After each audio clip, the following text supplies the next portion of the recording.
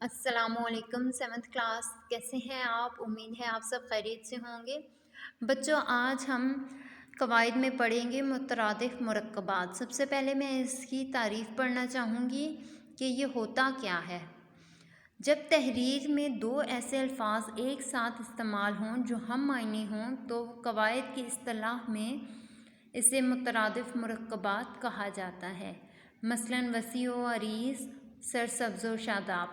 آپ دیکھ سکتے ہیں کہ یہ دو الفاظ مل کر ایک جگہ لکھے ہوئے ہیں اور ان دونوں الفاظ کے معنی ایک جیسے ہیں۔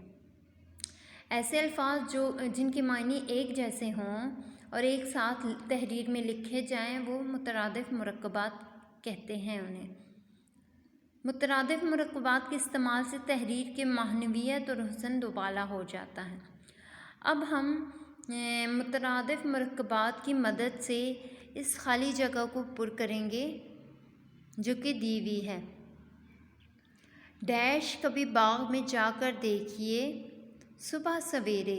اب دیکھیں صبح بھی اس میں آ سکتا ہے، لیکن ہم نے چونکہ مترادف مرکب کا استعمال کرنا ہے اس خالی جگہ کو پر کرنے کے لیے، تو کیا آئے گا؟ صبح سویرے کبھی باغ میں جا کر دیکھیے، صاف شفاف ماحول میں چلتی تر و تازہ ہوا طبیعت کو کیسی تازگی بخشتی ہے۔ جدھر دیکھیے رنگ برنگ اور نت نئے پھول کھلے دکھائی دیتے ہیں۔ ان پھولوں پر پڑی شبنم کی بوندوں کی چمک دھمک نگاہوں کو نہایت بھلی لگتی ہے۔ اس نظارے میں قدرت کے صناعی کے ساتھ ساتھ باغباں کی محنت و مشقت کو کبھی فراموش نہیں کیا جا سکتا، جس کی وجہ سے باغ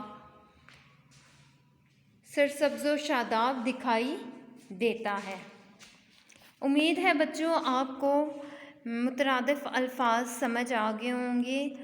اب آپ اس کو اپنی کاپیز پر لکھیں۔ اللہ حافظ۔